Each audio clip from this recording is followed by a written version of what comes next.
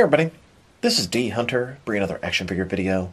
Today, we're going to be looking at my top 10 action figures of 2023. I already posted a McFarlane DC Multiverse top 10 video, and that is my main action figure line that I collect, but I collect lots of other lines.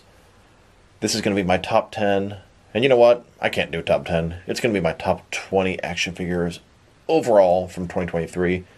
Now consider not including McFarlane DC Multiverse, as I already included them before, but I think I have to. This is just the total favorite action figures of 2023. Now, I don't mean the best quality action figures, best constructed, the best value. I mean the ones that I like the most, gave me the most joy, and I'm the most excited to own, to pose, to play with, and was most anticipated to receive.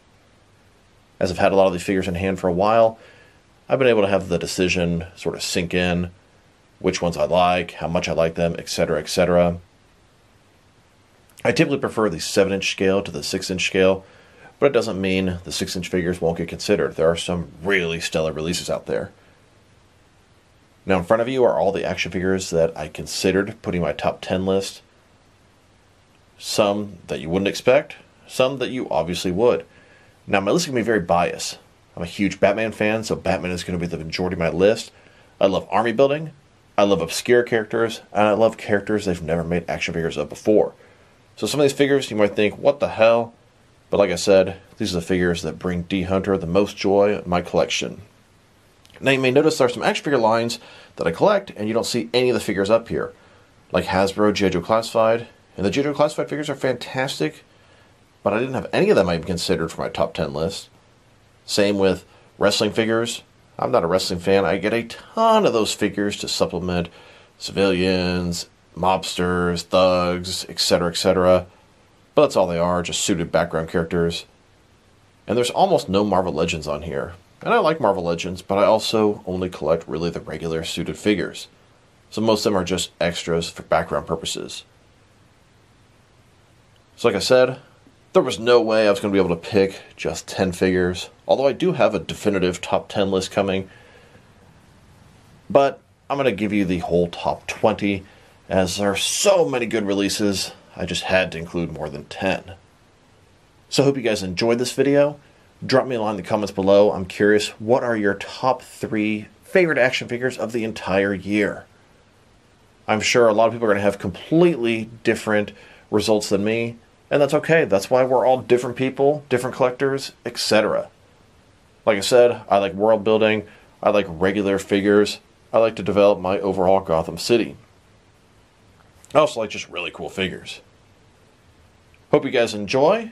Let's go ahead and get started at number 20. So coming in at number 20, this is McFarlane's Batman vs. Spawn 2-pack Spawn. In my opinion, this is the best Spawn they've released to date. And they've released some good ones. The Mortal Kombat 11 Spawn, Shadow of Spawn, Spawn with Throne. But this one is most visually pleasing. A big part of that is his giant cape.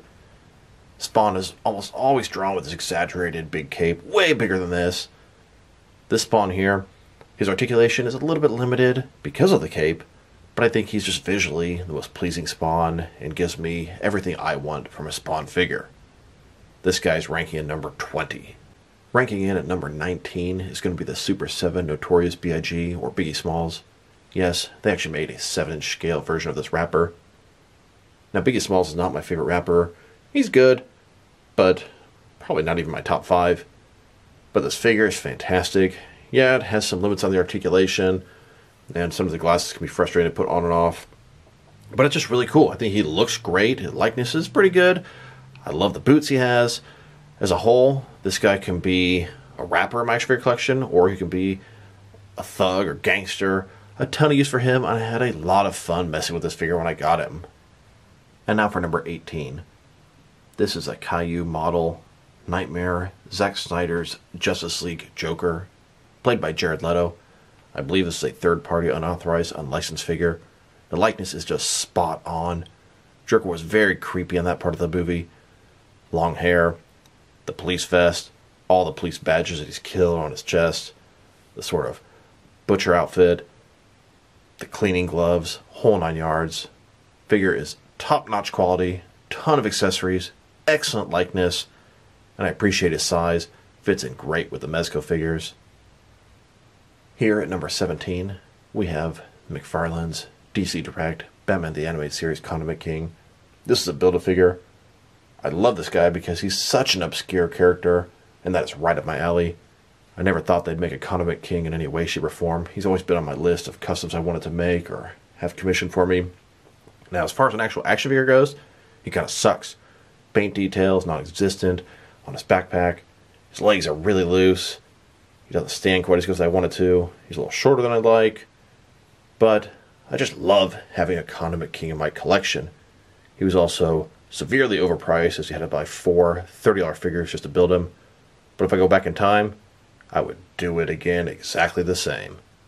Then, number 16 is going to be the NECA Gargoyles Brooklyn figure.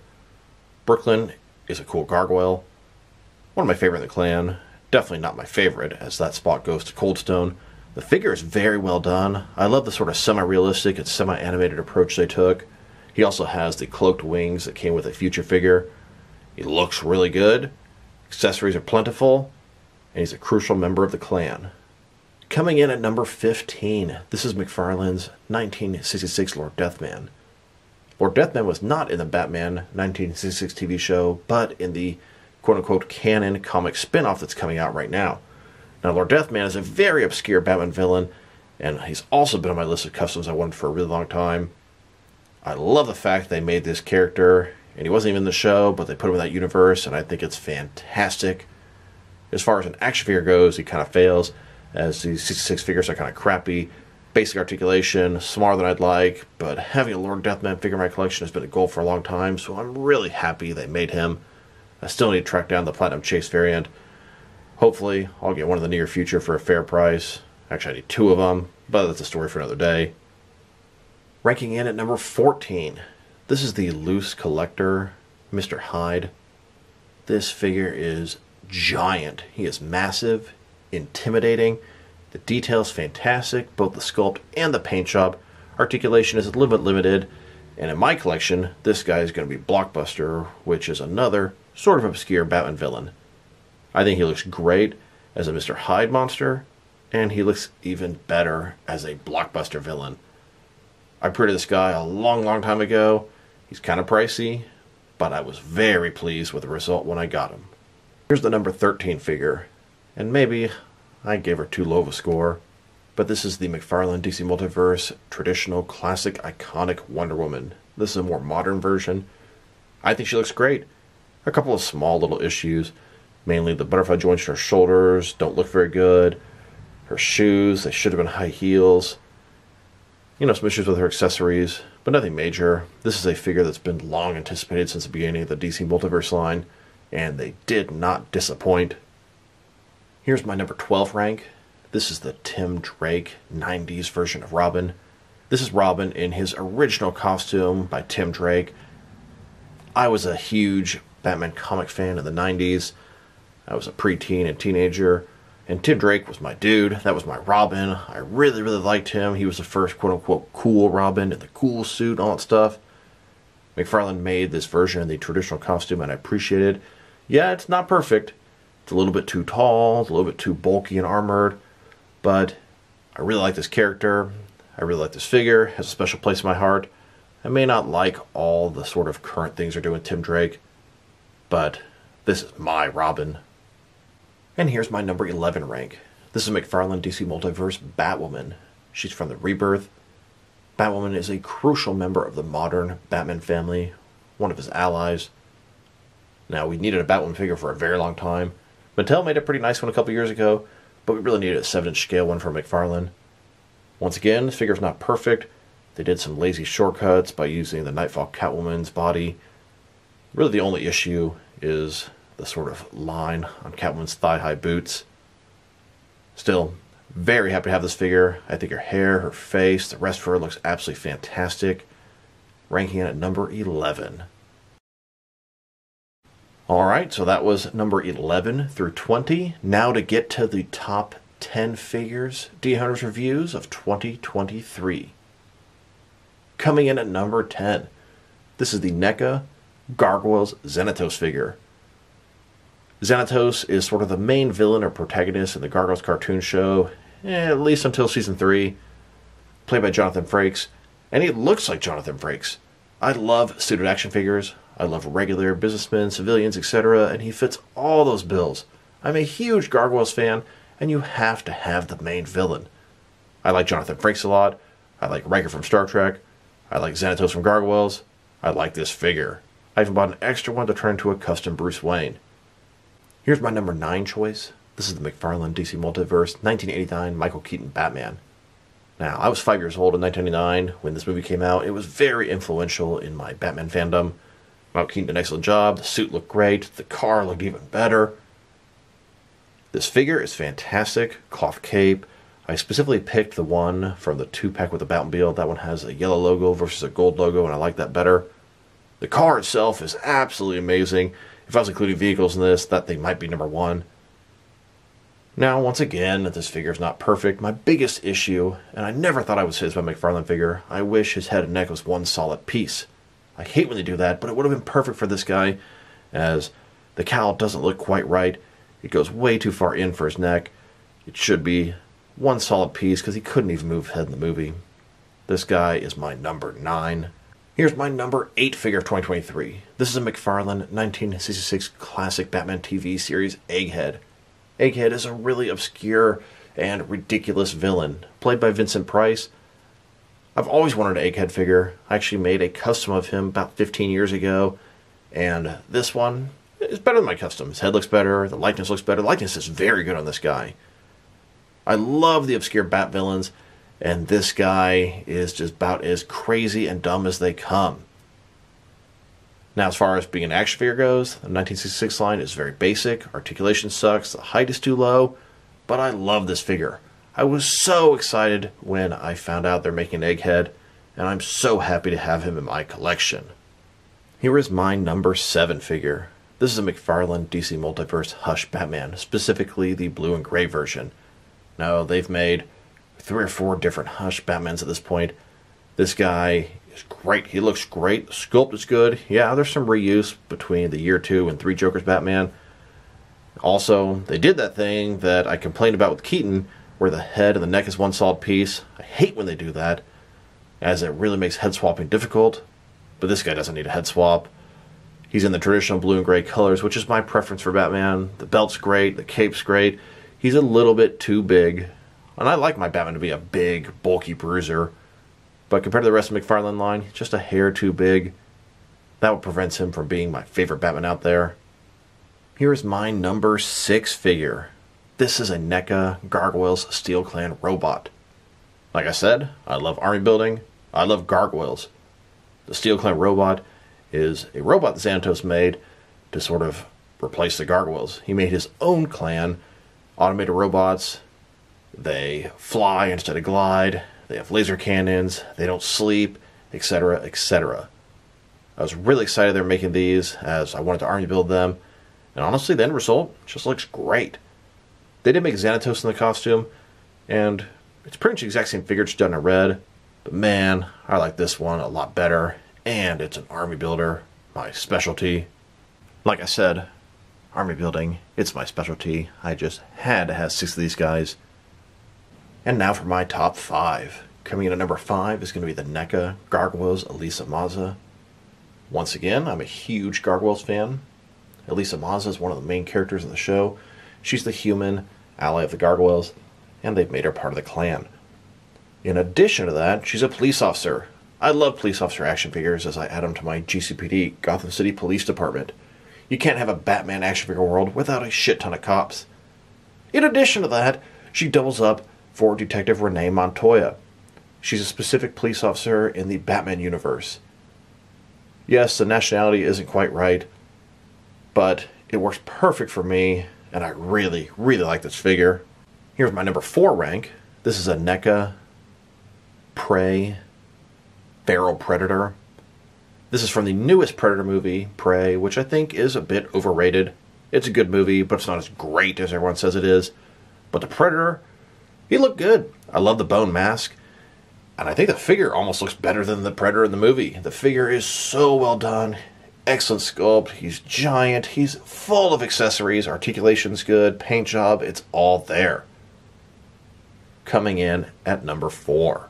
Here's my number 3 figure. This is McFarlane DC Multiverse Batman and Robin movie Poison Ivy.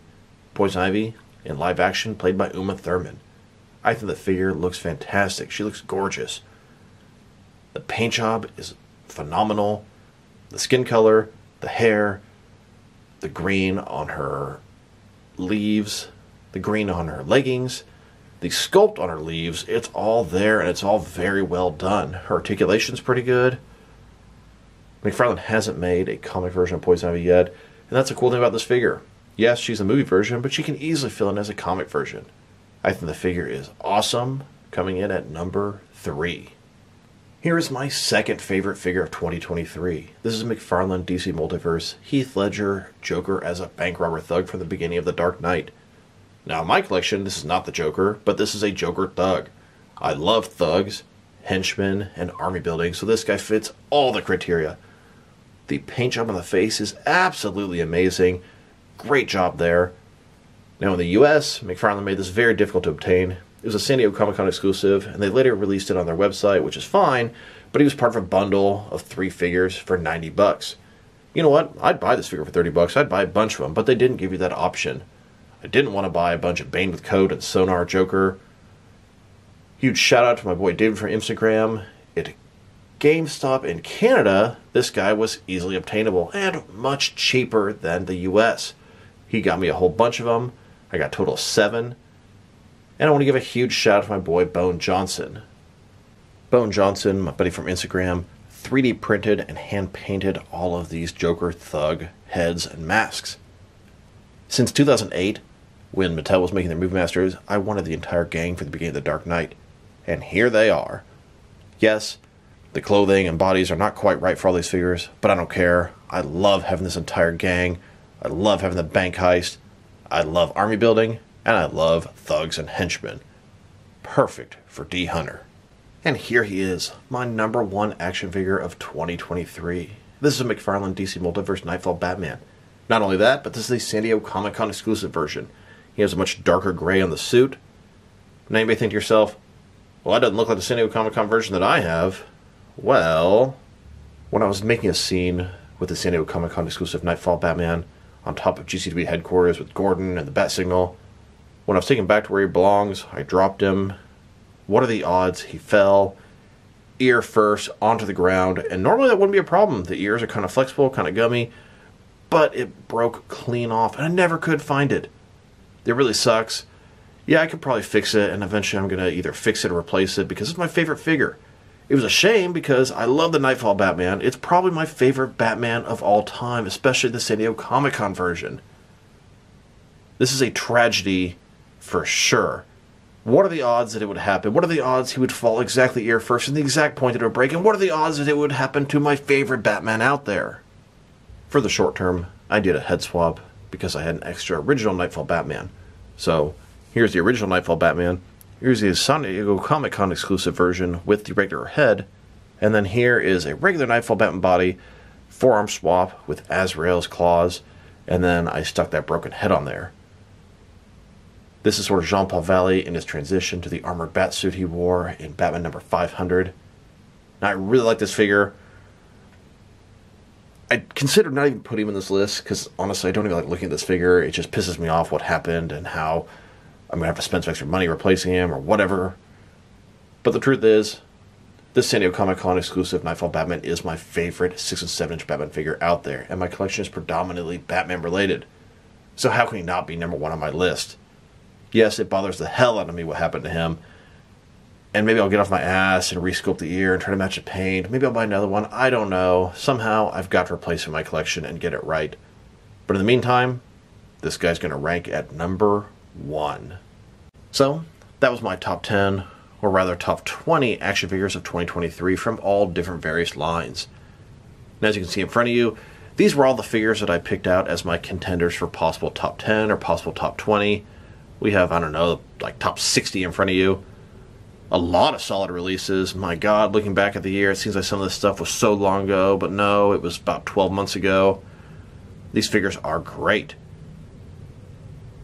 But my list is very biased for the Batman collection, especially the obscure and brand new figures, villains, and army building. As you can tell, I'm a huge Batman, Alien, Predator, Gargoyles fan, and my contenders show that. Once again, I'm really curious, what are your top 3 figures of 2023? Please drop me a line in the comments below. I'd be very interested to hear what you guys have to say on that subject. I'm sure a lot of people are going to have some Marvel Legends I don't have, or Hasbro G.I. Joe Classified, and that's fine. I love those figures as well, but I don't really collect a lot of the Marvel heroes, as if I open that can of worms, it would just be bad. I already collect so many lines as it is. So, this is dHunter. Thank you guys for watching this video. If you liked the video, press like below. If you have anything you want to say about the video, add it to the comment section. If you want to see additional action figure videos from me, press subscribe. I do appreciate when you do that. Once again, this is dHunter. Thank you guys for watching this video, and I will talk to you guys real soon.